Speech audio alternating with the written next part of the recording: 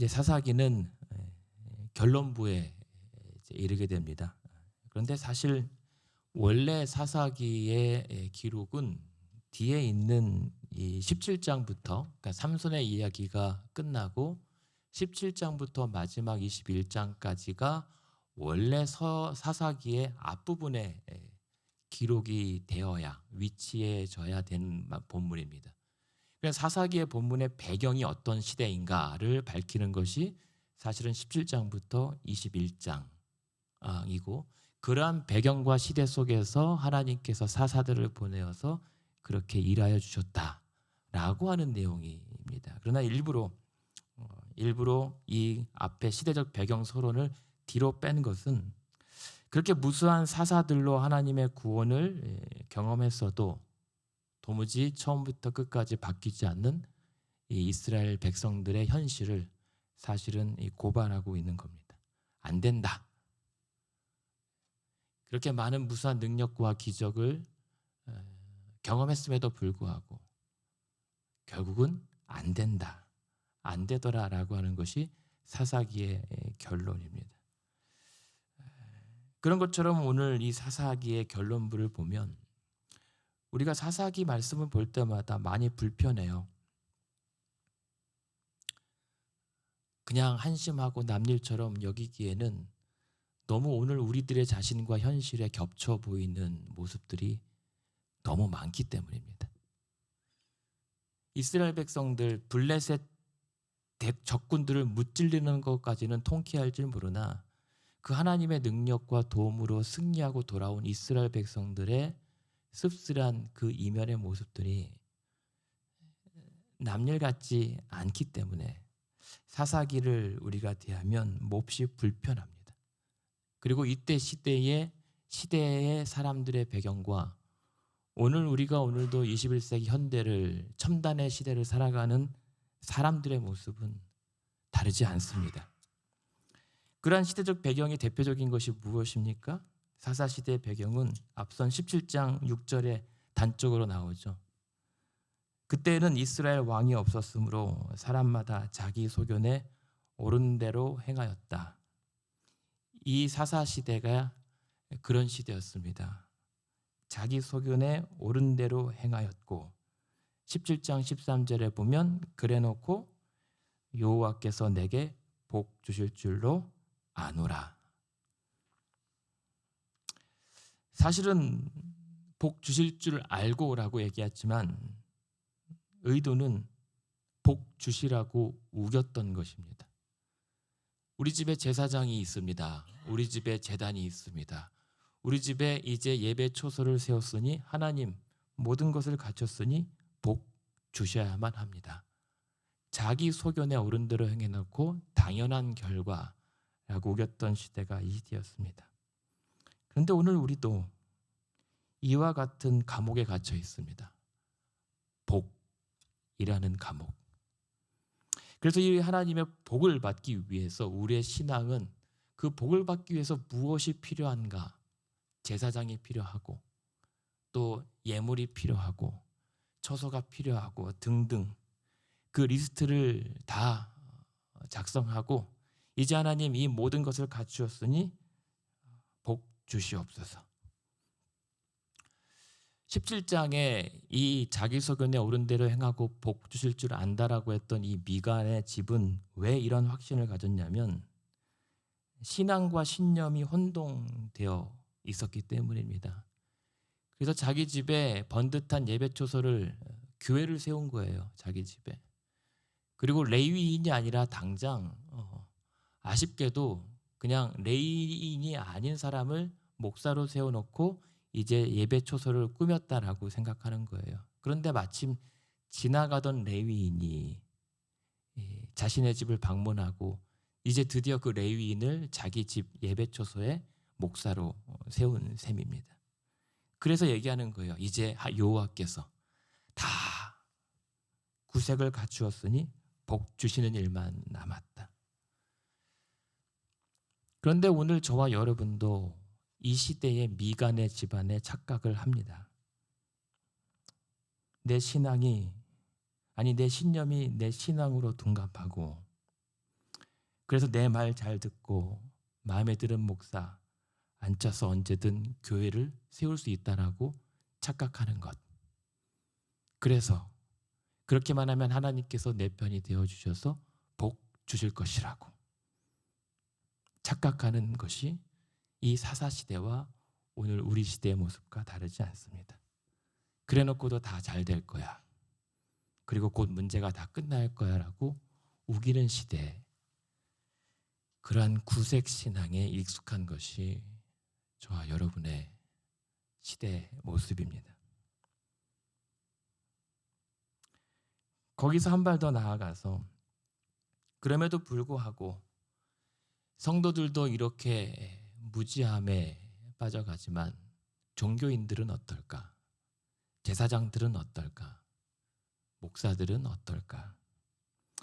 18장 19절에 보시면 먼저 17장을 보셨으니까 17장 11절에 이 레위인은 하나님께서 지정하신 성읍에만 살았어야 할 직분자들입니다. 그런데 이 레위인이 생계를 위해서 하나님의 지정하신 땅을 벗어나요. 그래서 먹고 살 길을 찾아가는데 이 미간의 집안에서 10절에 보면 넉넉한 생계를 보장하고 월급을 보장해 줍니다. 그래서 11절에 보면 그 레위인이 그 사람과 함께 거주하기를 만족하게 생각했으니 이는 그 청년이 미가의 아들 중 하나같이 되었다라고 얘기합니다. 본인의 하나님의 부르심의 소명이 무엇인가는 상관없습니다. 자기를 기쁘게 하고 만족하게 할 수 있는 보장과 예우만 있으면 됩니다. 그래서 하나님의 제사장이 자신의 영역을 벗어나도 그 한 집안의 아들처럼 자신의 직분을 감당하게 됩니다. 근데 이 제사장이 여기서 끝나지 않고 18장 19절을 보십시오. 18장 19절에 보면 한 집안의 제사장으로 그렇게 살다가 한 단 지파라고 하는 지파가 이제 청빙을 제의합니다. 19절에 네가 한 사람의 집의 제사장이 되는 것이 좋겠느냐 아니면 한 지파 족속의 제사장이 되는 것이 좋겠느냐. 그러니 20절에 보면 그 제사장이 그 말을 듣고 마음에 기뻐하여 에봇과 드라빔과 새긴 우상을 받아가지고 그 백성 가운데로 들어간다라고 얘기합니다. 사사시대의 모습입니다. 본인의 삶에 충족된 조건과 처우가 있으면 언제든지 소명을 제쳐두고 본인의 기뻐하는 뜻에 따라 자리를 옮길 수 있는 시대. 근데 이 청빙의 과정도 우습습니다. 미가의 한 집안도 참 그렇게 우기는 것도 어리석지만 그 한 집안을 우습게 여기고 한 지파가 무력과 폭력으로 그 재산과 제사장을 강탈해가는 이 장면. 그리고 무엇이 옳은지 무엇이 그른지 그냥 자기가 보기에 옳으면 다 옳은 것이라고 우기는 시대가 사사시대였고 어쩌면 우리가 살아가는 시대의 모습이고 그것도 우리 교회들의 모습일 수 있습니다. 신앙이 아니라 하나님을 왕으로 모시지 않고 왕의 의도와 왕의 생각과는 상관없이 그냥 우리가 옳은 대로 힘과 폭력과 알량한 재산과 재물, 작은 권세에 휘둘린 성직자들의 모습이 남일처럼 여겨지지 않습니다. 그래서 이 모든 것의 결정의 근거는 18장 26절이에요. 다른 거 복잡하지 않습니다. 하나님의 말씀과 기준이 아니라 26절에 보면 미가가 단 자손이 자기보다 강한 것을 보고 돌이켜 집으로 돌아가다. 억울하고 자신에게도 항변할 수 있는 그런 권리가 있음에도 불구하고 자기보다 강하니까 아무 말도 하지 못해요. 이스라엘 백성들 안에서 오늘날 우리가 살아가는, 섬기고 세워가는 교회 안에서도 폭력과 권력과 강함이 주를 이루게 되는 그런 신앙의 현실들을 우리는 자주 목격하게 됩니다. 그도 그렇죠.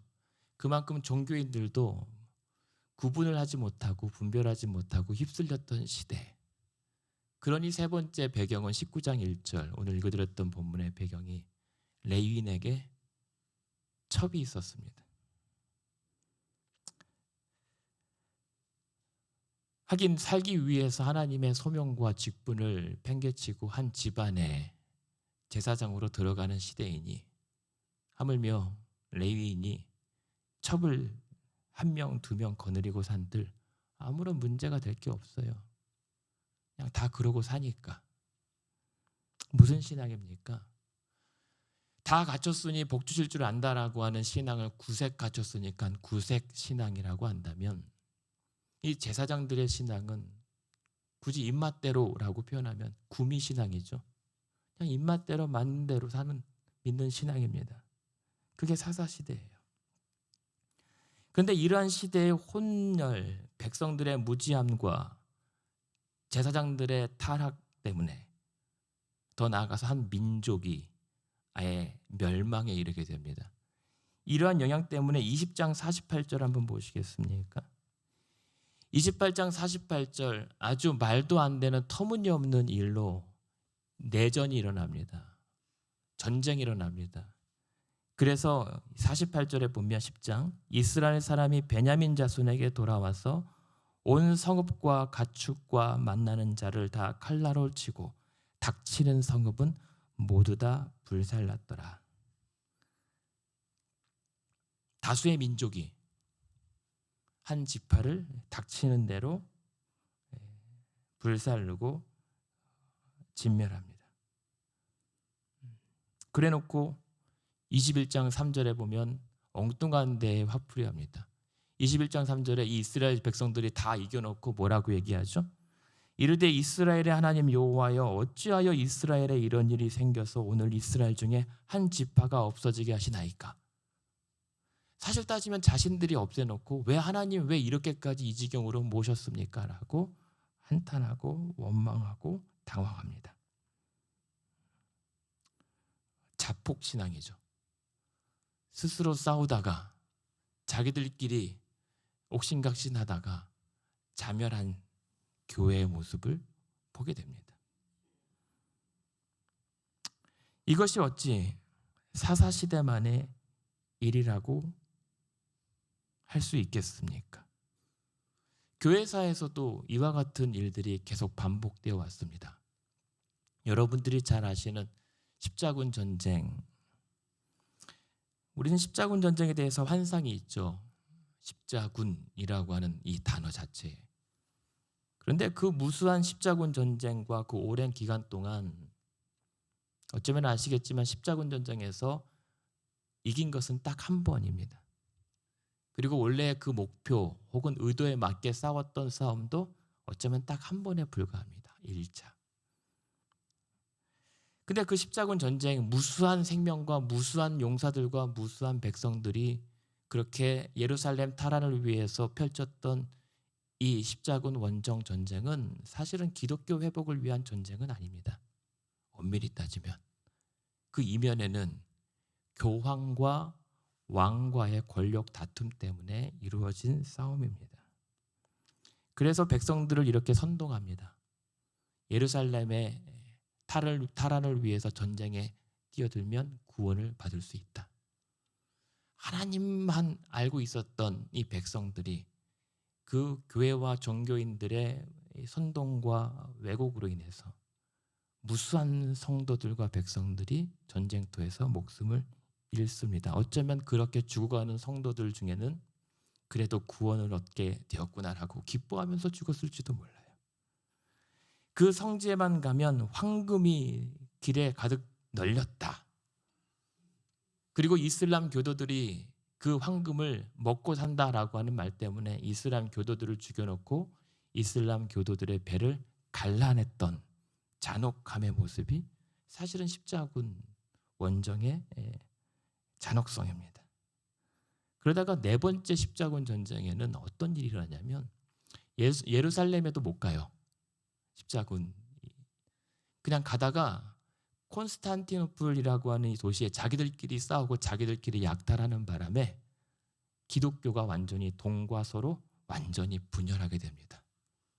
교회의 분열은 중세 교회의 몰락은 이슬람 때문에 몰락한 게 아닙니다. 자기들끼리 싸우다가 자폭한 겁니다. 그러면서 결국은 이 전쟁 때문에 하나님의 성질을 탈환하고 기독교를 회복하겠다라고 하는 원래 의도와는 상관없이 서로가 괴물을 잡으려다가 괴물이 되어버렸던 전쟁이 십자군 전쟁입니다. 그런데요, 그 이후로 교회는 변화되지 못하고 개혁되거나 회개하지 못하고 오히려 이 때문에 교회 권세가들의 선동과 그에 휘둘리는 무지한 백성과 여러 가지 시대의 착오로 인해서 기독교는 변질합니다. 그리고 교회 시대를 마감하게 됩니다. 이후로 더 우스꽝스러운 모습은 이제 그래놓고 살아남기 위해서 서로 자기가 교황이라고 우기는 상황이 시작이 됩니다. 그래서 교황 3명이 싸워요. 자기가 서로 진짜 교황이라고. 그것이 기독교의 중세사에서도 반복되었던 사사시대의 모습이었다는 겁니다. 그리고 이와 같은 모습이 오늘 우리가 살아가는 이 시대에도 종종 목격됩니다. 서로 자기가 옳다고. 그런데 그거 아십니까? 오늘 읽어줬던 본문 19장 27절에 그러한 와중에 19장 26절에 한 여인이 문 바깥에서 문고리에 손을 부여잡고 죽어가고 있었던 겁니다. 동틀 때에 여인이 자기 주인이 있는 그 사람 집 문에 이르러 엎드려져 발길까지 거기 엎드려져 있더라. 이 말을 엎드려졌다라고 하는 것은 계속적으로 몸부림쳤다라고 하는 뜻이에요.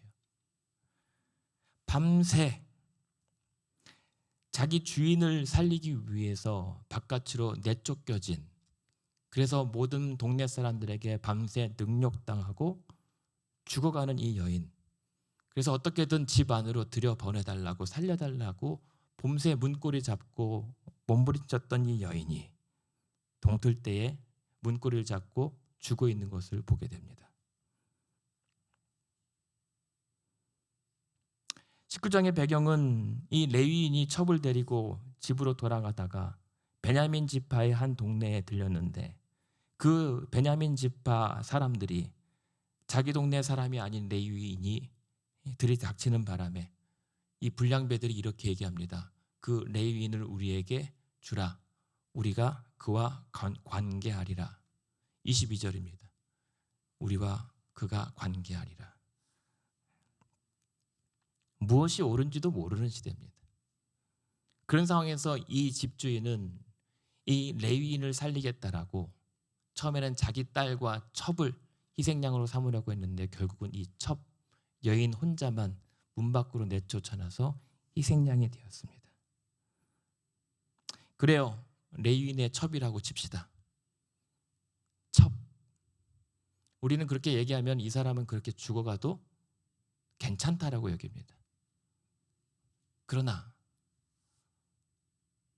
이 여인을 첩으로 삼았던 레위인에게는 잘못이 없는가? 과연 그렇게 죽어가는 여인을 보고 하나님은 넌 죽어도 마땅하다고 판단하셨을까? 아니면 그를 내보낸 사람들을 책망하셨을까?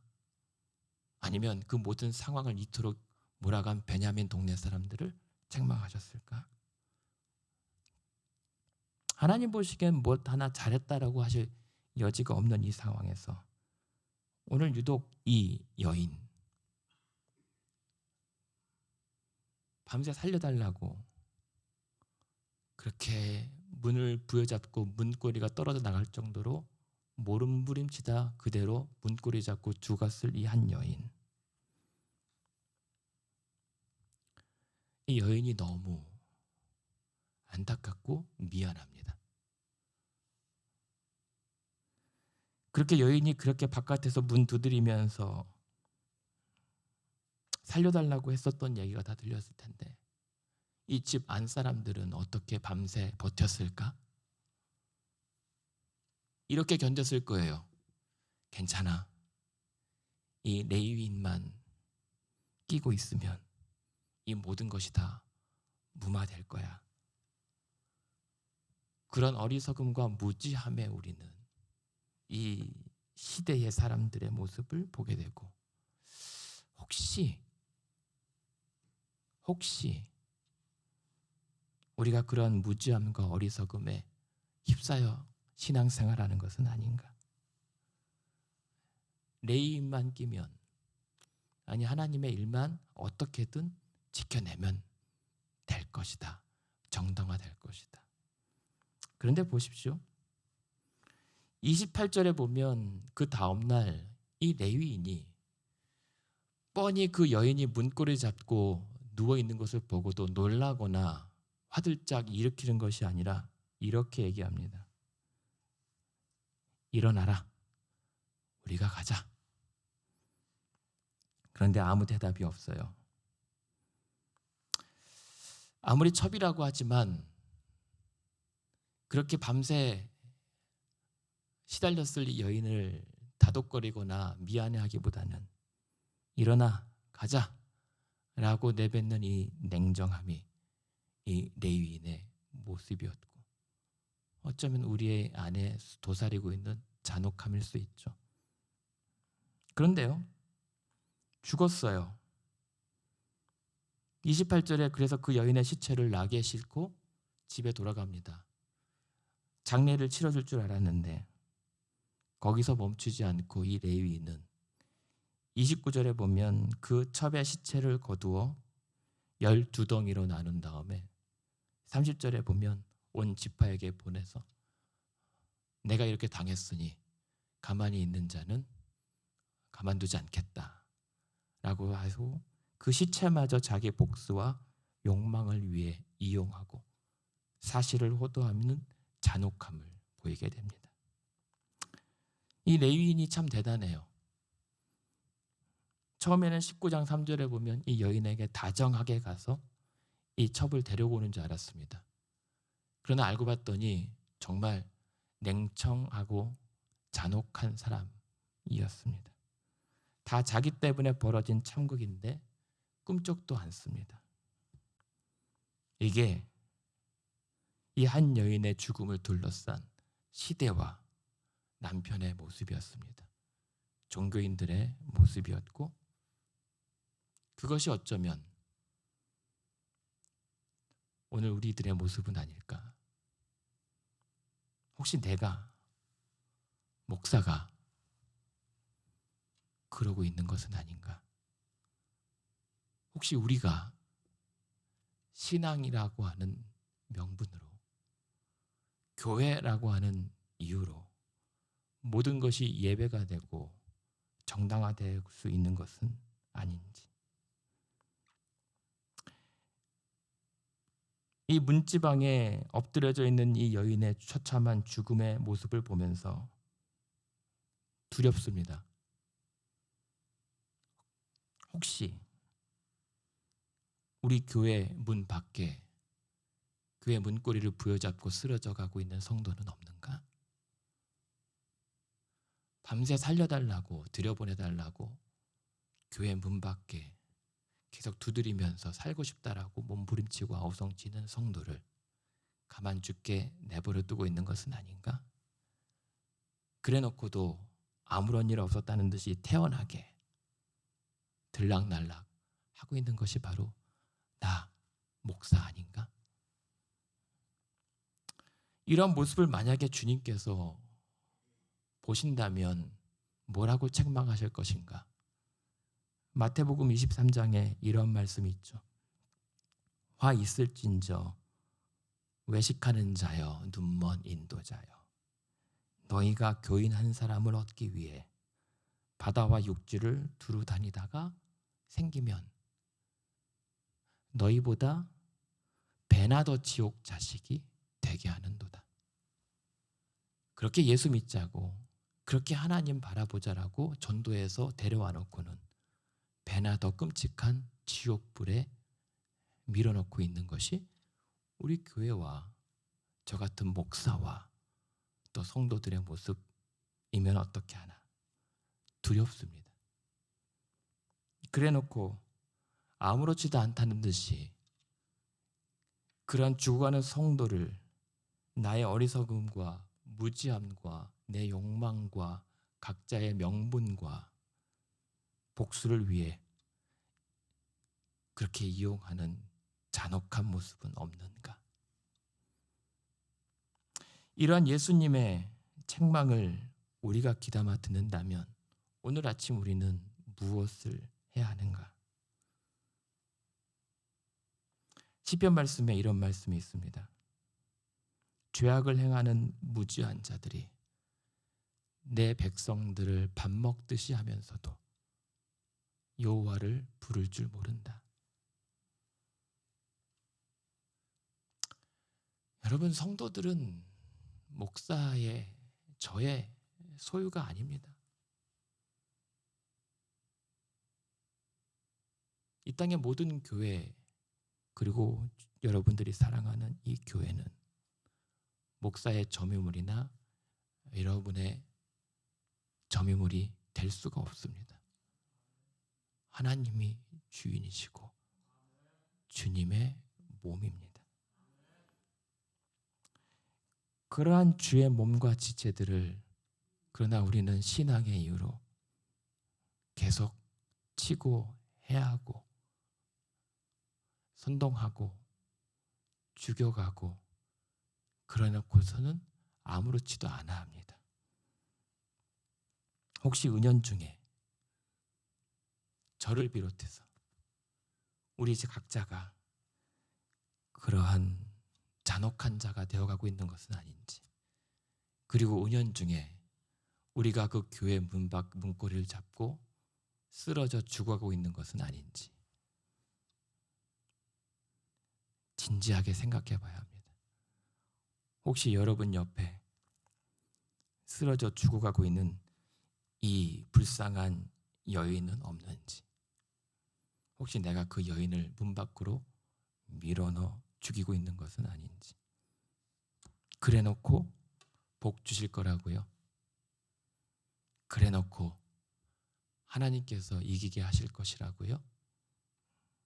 하나님은 이러한 시대에 아무 말씀하지 않으십니다.